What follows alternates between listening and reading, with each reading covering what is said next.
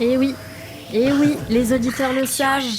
Radio J. Le portrait psychologique. On va passer aux choses très sérieuses, Gilles Alma, parce qu'on ne vous a pas oublié. Vous pensiez qu'on était passé à autre chose. Je commençais à mettre mon manteau mais et tout. Non, là, non, on a fait un coup de cœur parce que c'est obligatoire, on aime ça, mais on va débriefer tout ce qu'on s'est dit. C'est pas vrai. Et si, tout de suite, c'est donc votre portrait vu par Joseph Agostini. Bonjour Joseph. Bonjour Cyrielle. Bonjour Joseph. Gilles.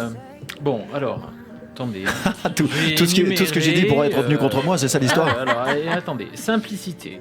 Humilité. Oui, je sais. Aller courir après avoir mangé la raclette. Je suis le genre idéal, je sais. Être un bon papa, j'en passe et des meilleurs.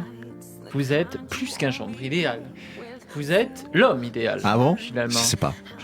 Écoutez, en tout cas, je vais vous dire. C'est pas ce que disait mon ex-femme. Enfin bon, allez-y, continuez. Oui, je vous écoute, ça me fait du bien. Vous savez, les ex ont toujours tort. Hein.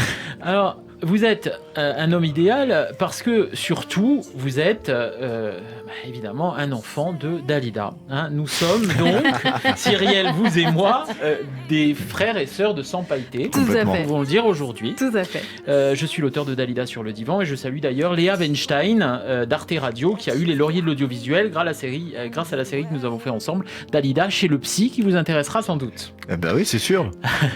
Mais revenons à vous, cher Gilles. Il y a ce que le pédiatre anglais Winnicott appelait l'amour sécurisant dans votre enfance. Vous étiez sûr, absolument sûr, de l'amour que votre mère et vos grands-mères vous portaient, je me trompe ? Ah bah non, là, vous êtes... Oui, c'est sûr.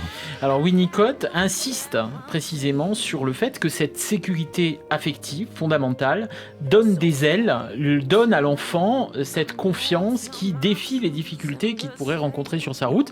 Et d'ailleurs, Freud, antérieurement à Winnicott, disait qu'il était l'enfant préféré de sa maman, Amalia, d'ailleurs, Freud était le seul à avoir une chambre dans cette famille, et il disait que c'est cet amour qui l'avait doté d'une sorte de force indestructible. Donc, quand même, vous êtes dans cette lignée-là, des hommes aimés par leur mère, peut-être démesurément. J'en suis intimement convaincu. Si aujourd'hui je réussis à être costaud, à tout point de vue, c'est effectivement grâce à ces trois femmes-là, c'est sûr et certain.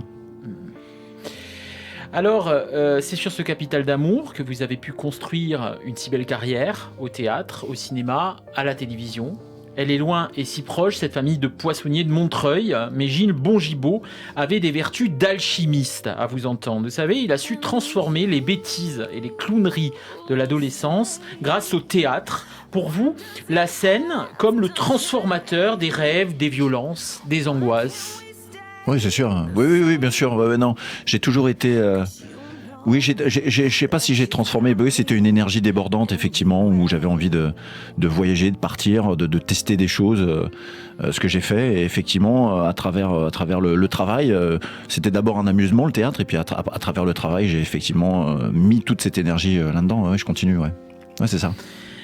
Alors, la scolarité laborieuse, chaotique, se transforme soudain en vocation. Vous vous souvenez d'ailleurs du jour où ça s'est transformé ? L'amusement est devenu une vocation ?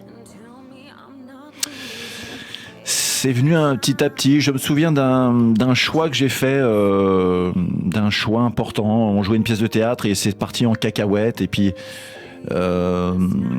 tout le monde fumait là-dedans, pas que des cigarettes, et puis je me suis dit je pense que c'est un peu le problème peut-être là-dedans, et donc j'ai pris la décision de quitter le groupe et d'arrêter de fumer. Ah, voilà. D'accord. Donc c'est là que le théâtre en tout cas je me suis recentré à mon avis. Voilà.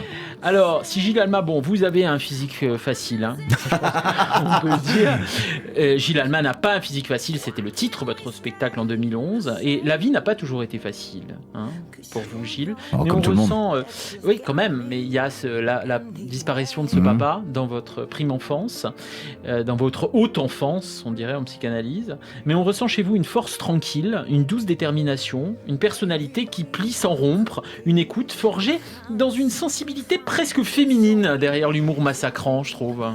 Bah ouais, c'est encore un coup de ma mère et de mes deux grands-mères. Oui, non, je suis un sage, effectivement, je suis un peu connu pour ça, et puis pour ne pas m'énerver écouter et puis savoir partir quand il faut partir. Ouais. Vous êtes plus proche des femmes ou des hommes dans les groupes, par exemple, d'amis? Est-ce que vous vous sentez plus proche d'un sexe? Non, je suis plutôt... Moi, je suis passé par le rugby, tout ça, donc je suis quand même très, très masculin. Oui. Mais la sensibilité féminine me touche complètement et je la comprends entièrement. Voilà, donc il y a vraiment ces deux aspects-là qui cohabitent. Complètement. Et qui se disputent jamais. Non.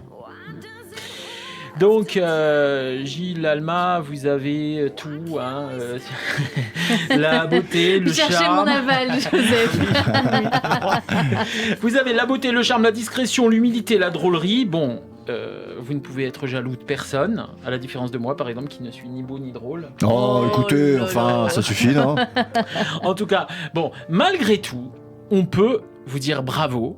Parce qu'au fond, le parcours n'est pas celui d'un gendre idéal, hein, si j'ai bien compris. Non, pas du tout. Il y a bien eu... oui. Il a fallu faire chuter cet idéal pour réussir dans la vie. À droite à gauche, ouais, complètement. Ouais. En tous les cas, bravo à vous. Merci beaucoup, merci. Et merci à vous, Joseph Agostini, que l'on retrouve évidemment tous les mercredis sur Radio J.